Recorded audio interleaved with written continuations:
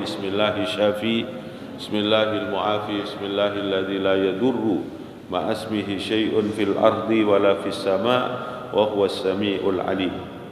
Alhamdulillahilladzi hadana bi abdihil muhtari man da'ana ilaihi bil idni wa qad nadana labbaika ya man tallana wa hadana. Allahumma wa salli wa sallim wa barik ala sayyidina Muhammadin adada ramlir raqiqi salatan tarzukuna biha min ahli taufiq wa tuballighuna bihal khudura ila baitil atiq wa ziyarati qabrihi wa qabri Abi Bakrin Siddiq wa ala alihi wa sahbihi ajma'in, amma ba'du. Hadirin wal hadirat jamaah salat subuh rahimakumullah. Alhamdulillah, dengan izin Allah pagi hari ini kembali dipertemukan dalam keadaan sehat wal afiat, diberikan kekuatan istiqomah menjalankan perintah Allah dan Rasul, yakni melaksanakan sholat subuh berjamaah. Semoga amal ibadah kita diterima oleh Allah Subhanahu wa taala. Salawat dan salam teruntuk Nabi kita Muhammad sallallahu alaihi wasallam bi qaulina Allahumma shalli wa sallim wa barik alaihi. Tak terlupakan kita doakan juga saudara-saudara kita yang Allah takdirkan, yang Allah tentukan pada tahun ini menunaikan ibadah haji, yang sudah berangkat ataupun yang akan berangkat. Kita doakan semoga selalu sehat walafiat dalam perjalanan menuju kota suci Makkah Madinah, diberikan oleh Allah kemudahan, kelancaran, sesampainya di sana bisa melaksanakan rangkaian ibadah umrah dan hajinya dari wajibnya, rukunnya dan sunnah-sunnahnya, dan semoga pulang kembali ke tanah air sehat walafiat, mendapatkan predikat haji yang mabrur dan mabrurah. Dan semoga kita yang mendoakannya di tahun-tahun berikutnya, di bulan-bulan berikutnya, Allah berikan rezeki yang halal barakah, bisa melaksanakan ibadah umrah ataupun ibadah haji. Hadirin jamaah sekalian rahimakumullah, pembahasan kita berlanjut tentang puasa sunnah yang dicontohkan oleh baginda Nabi Muhammad sallallahu alaihi wasallam. Wa an Ummi Salamah radhiyallahu taala anha qalat ma ra'aitun Nabi sallallahu alaihi wasallam yasumu syahraini mutatabi'aini illa Sa'bana wa Ramadan. Dinyatakan oleh Ummi Salamah radhiyallahu an, beliau menyatakan bahwa aku tidak melihat Nabi Muhammad melaksanakan puasa 2 bulan mutatabi'in, artinya 2 bulan berturut-turut. Namun penjelasan lain nanti disebutkan bahwa yang disebut bulan Sya'ban hanya nisfun, separuh. Jadi dinyatakan adalah melaksanakan puasa yang paling banyak di dalam amaliyah sunnah, beliau adalah melaksanakannya bulan Sya'ban. Habis bulan Sya'ban, nisfu Sya'ban selesai, maka istirahat, kemudian nyambung kepada bulan Ramadan. Sehingga dalam ungkapannya itu ada 2 bulan yang selalu berdampingan Nabi Muhammad melaksanakan ibadah puasa, yang disebutkan bulan Sya'bannya ibadah sunnah, kemudian Ramadannya adalah wajib. Ini adalah amaliyah puasa sunnah yang dicontohkan oleh Nabi. Dan kita di dalam melaksanakan puasa nisfu Sya'ban ini memang agak berat ya, untuk bisa mencontoh Nabi secara sempurna sulit. Kadang kita pengen jalanin 15 hari sebagaimana yang diberikan contoh oleh beliau, kadang-kadang kita sulit, hanya beberapa hari. Tapi kita harus usaha secara maksimal untuk mencontoh, menghidupkan amaliyah puasa sunnah yang disebut puasa nisfu Sya'ban. Dan hakikatnya hikmah yang paling utama ketika kita itu melaksanakan puasa nisfu Sya'ban sebagaimana yang dicontohkan oleh Nabi, ini akan menjadikan asbab ringannya kita di saat melaksanakan ibadah puasa Ramadan, karena sudah ada pelatihan-pelatihan terutama di bulan Sya'ban. Apalagi kalau kita mau mencontoh lagi nanti banyak amaliyah puasa sunnah yang dicontohkan oleh Nabi. Kalau di dalam kitab fikih banyak dirumuskan bahwa puasa sunnah itu ada dikenal dengan puasa usbu'iyah mingguan, ada puasa sunnah syahriyah bulanan, ada puasa sunnah sanawiyah tahunan. Kalau bisa 3 tahapan itu kita jalankan dengan sebaik-baiknya. Dan juga hikmah dari puasa sendiri sudah sangat kita kenal, bahwa puasa mau yang dihukumi wajib ataupun yang hukumnya sunnah, di antara tujuan utama adalah membentuk kepribadian kita menjadi la'allakum tattaqun, menjadi orang yang bertakwa. Kemudian Nabi juga menyatakan bahwa puasa itu di antara demi kepentingan individu kita sendiri. Semua orang kepingin sehat, semua orang kepingin sehat zahir dan batin. Di antaranya yang mengantarkan untuk mendapatkan kesehatan tersebut, cara ibadah yang mengantarkan kesehatan adalah melaksanakan puasa, entah itu dalam ibadah puasa wajib ataupun sunnah. Kama qala Rasul, sumu tasihu, maka puasalah kamu, maka kamu akan mendapatkan kesehatan di dalam melaksanakan puasa tersebut. Wa an Aisyah radhiyallahu taala anha qalat lam ara Rasulullah sallallahu alaihi wasallam yasumu fi syahrin aksara min siyami fi Sa'ban wa kana yasumuhu Sa'ban illa qalil bal kana yasumuhu kullah. Jadi Nabi Muhammad sallallahu alaihi wasallam dinyatakan oleh Sayyidah Aisyah tidak melaksanakan puasa sunnah yang paling banyak kecuali pelaksanaan puasa itu adalah puasa Sa'ban. Jadi puasa Sa'ban ini adalah puasa yang pernah dicontohkan Nabi, puasa sunnah yang paling banyak jumlahnya, sampai disebut nisfun, separuh. Jadi dari tanggal 1 sampai tanggal 15. Nah ini adalah dinyatakan adalah puasa sunnah yang paling banyak yang dicontohkan oleh Nabi adalah di dalam bulan Sya'ban. Tidak ada puasa yang dilakukan sebulan penuh dengan sempurna illa fi Ramadan, kecuali di dalam bulan suci Ramadan. Itu contoh dari baginda Nabi Muhammad sallallahu alaihi wasallam. Wa an Abdullah bin Mas'ud radhiyallahu taala anhu qala kana Rasulullah sallallahu alaihi wasallam yasumu min ghurrati kulli syahrin salasata ayyam qallama kana yudfiru yaumal jum'ah. Jadi Nabi Muhammad juga mengistiqomahkan, memberikan contoh istiqomah kontinu di dalam melaksanakan puasa yang dikenal dengan puasa ayyamul bid atau disebut min ghurrati kulli syahri. Jadi di bulan-bulan yang dimana di dalam bulan itu cahaya rembulan dengan terang, yang dikenal dengan puasa ayyamul bid di saat bulan sedang terang, yaitu di tanggal 13, tanggal 14, tanggal 15. Di dalam ilmu fikih kajian tentang masalah puasa yang disebut adalah ayyamul bid. Nanti insyaallah bulan depan kita memasuki yang namanya adalah bulan Dzulhijjah. Nah nanti kalau di bulan Dzulhijjah ini ada perbedaan di bulan-bulan yang lain.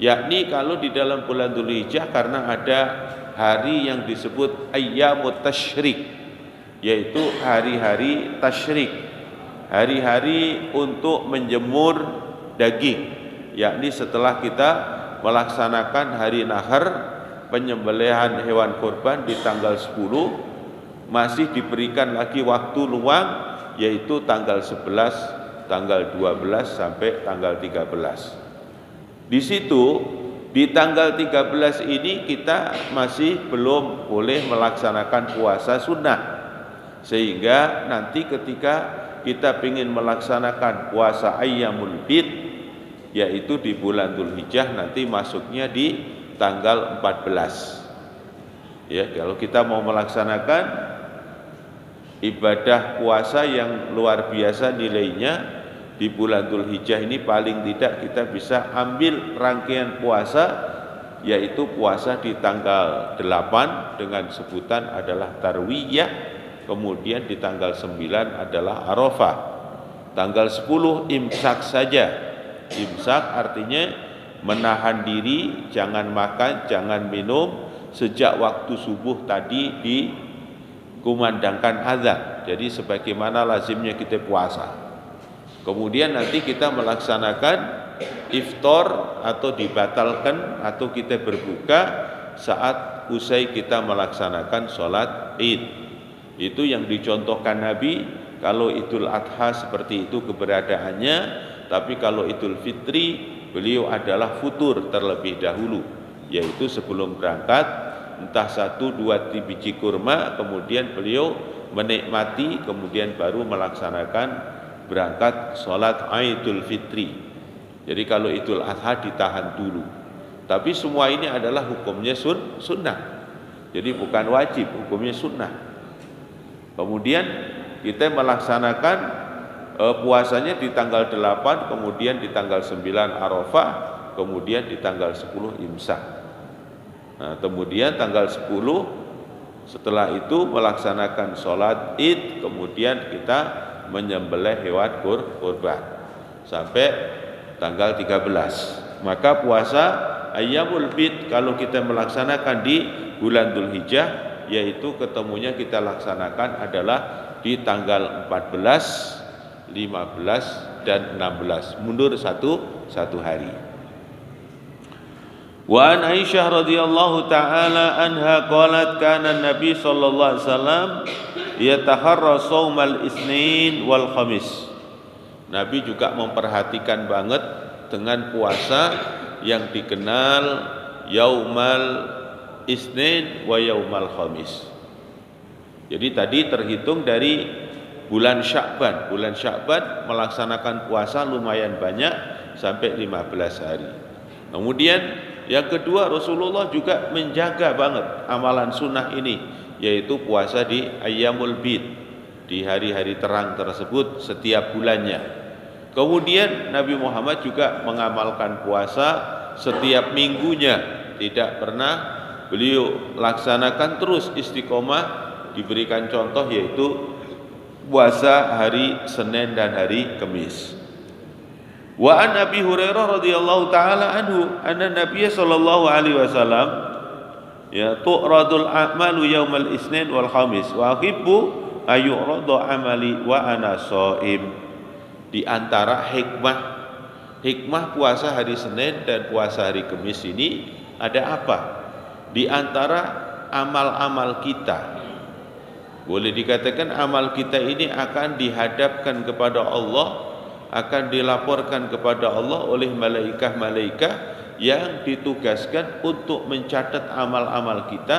Di antara amalan usbu'iyah, amalan mingguan itu adalah akan dihadapkan di hari Kamis ataupun hari Senin. Nabi menyatakan wa ana uhibbu, dan aku senang, fa uhibbu ayyurada amali wa ana shaim, dan aku senang ketika amalku ini dihadapkan kepada Allah, aku punya nilai amaliyah yang istimewa, yaitu melaksanakan ibadah puasa. Jadi ini adalah di antara tujuan mengamalkan ibadah puasa sunnah. Di sisi lain Rasul sallallahu alaihi wasallam pernah ditanya di antara dari asbabnya disunahkan puasa Yaumal Itsnin, puasa di hari Senin, maka beliau menyatakan Yaumul Itsnin yauma wulidtu, di hari Senin itu aku dilahirkan. Dan boleh diartikan bahwa ketika hari Senin, hari kelahiran Nabi, ngungkapin rasa syukur kita kepada Allah, di mana Allah telah kirimkan seorang utusan yang membawa rahmatan lil alamin, menjadikan asbab kita menjadi umat yang termulia karena menjadi umat Nabi Muhammad. Maka itu peristiwanya di hari Senin, maka hari Senin itu merupakan hari yang sangat membahagiakan bagi kita sebagai umat Islam. Maka ungkapan syukur kita kepada Allah dengan kita melaksanakan puasa hari Senin, atau dengan sebutan ungkapan puasa untuk memperingati kelahiran Nabi Muhammad sallallahu alaihi wasallam. Dan ini juga yang dijadikan dalil oleh kita. Kita suka mengenang peringatan Maulid Nabi Muhammad, ya. Artinya begini, ketika memperingati kelahiran Nabi Muhammad dengan puasa di hari Senin tersebut, kelahiran Nabi, ya puasa itu kan ibadah. Maka memperingati Maulid Nabi dengan bermacam aneka ragam ibadah yang kita lakukan itu diperkenankan dengan mengambil hukum kiasnya, artinya menyamakan dengan puasa tersebut. Kalau memperingati Maulid Nabi dengan puasa di hari Senin boleh, maka kita memperingati Maulid Nabi dengan bersedekah kepada orang fakir dan miskin, kaum yatim, duafa juga boleh. Atau kita memperingati Maulid Nabi dengan mengumpulkan banyak kaum muslimin muslimat dengan ditata begitu sempurnanya, kemudian dihadirkan ke masjid, sampai di masjid kemudian diberikannya satu sajian-sajian yang di situ adalah menyempurnakan nilai agamanya, yaitu dengan adanya diperdengarkan firman-firman Allah, kemudian diajak berzikir, bersolawat, dan juga diberikan tausiah-tausiah. Itu semua bagian dari rangkaian ibadah yang bisa kita laksanakan, maka diperkenankan juga gitu. Wa Nabi Hurairah radhiyallahu anhu, diriwayatkan dari Imam Abu Hurairah radhiyallahu taala anhu aidan qala kana Rasulullah sallallahu alaihi wasallam aktsara ma yasumu yaumal itsnin wal khamis. Faqila lahu faqala al a'mal tu'radu kula itsnin wal khamis wa yughfaru likulli muslimin illa al mutahajiraini wa yaqulu akharuhuma hatta yastaliha. Di antara juga kemuliaan hari Senin dan hari Kamis, di situ Allah Subhanahu wa taala akan menerima amaliyah-amaliyah kita dari malaikat yang punya tugas untuk mencatatnya. Di samping punya kemuliaan demikian juga, Allah Subhanahu wa taala memberikan keistimewaan di hari Kamis dan hari Senin, itu adalah membuka pintu ampunan yang begitu luas. Fayughfaru likulli muslimin, ya, Allah membuka pintu ampunan untuk setiap umat Islam, kecuali ada dua orang ini yang tidak diampuni oleh Allah. Siapa? Setiap hari Senin ada ampunan Allah, setiap hari Kamis ada ampunan Allah, tapi ada dua orang yang tidak diampuni oleh Allah. Siapa? Orang yang memutuskan hubungan tali silaturahim, atau orang yang saling punya sikap saling mendiamkan di antara keduanya. Jadi saya dengan bapak misalnya tiba-tiba saling diem, ya, tidak tegur sapa, memutuskan hubungan tali silaturahim, saling mencuekkan di antara kedua orang tersebut, maka kedua orang tersebut tidak diampuni oleh Allah di saat kemuliaan hari Senin dan hari Kamis, sampai kedua orang itu kembali lagi damai, menyambung tali silaturahim dan tegur sapa di antara keduanya. Ini dari kemuliaan yang diberikan oleh Allah untuk kita sebagai umat Nabi Muhammad, yang langsung dicontohkan oleh Nabi kita Muhammad sallallahu alaihi wasallam.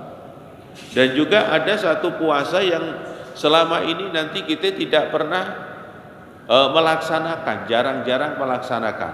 Di antaranya adalah puasa yang biasa dilakukan oleh Nabi kita Muhammad, yaitu melaksanakan puasa di hari Sabtu dan di hari Ahad. Di hari Sabtu, di hari Ahad ini kita jarang-jarang puasa. Tapi Nabi sering menjalankan puasa. Disebutkan an Ummi Salamah radhiyallahu taala anha, kana Rasulullah sallallahu alaihi wasallam aksara shaumi as-sabtu wal ahad. Beliau sering kali melaksanakan puasa di hari Sabtu dan Ahad. Kemudian wa yaqulu huma yauma idil musyrikin fa ahibbu an ukhalifahum. Di hari Sabtu dan hari Ahad ini hari di mana orang-orang musyrikin merayakan, termasuk disebut hari rayanya orang-orang musyrikin, ya, orang musyrikin dari kaum Yahudi dan kaum Nasrani. Walaupun dulunya mereka yang pada saat masanya Nabi Musa dan saatnya Nabi Isa, mereka orang bertauhid, beriman kepada Allah yang sempurna, tapi sama syaitan dibujuk rayu, kemudian mereka tergelincir di antara kegelinciran yang terjadi kepada orang Yahudi, menganggap ada seorang nabi yang bernama Uzair dianggap adalah sebagai putranya Allah. Kemudian di Yahudi ada lagi kelompok yang menganggap bahwa ada patung sapi itu dianggap sebagai sesembahan atau Tuhan.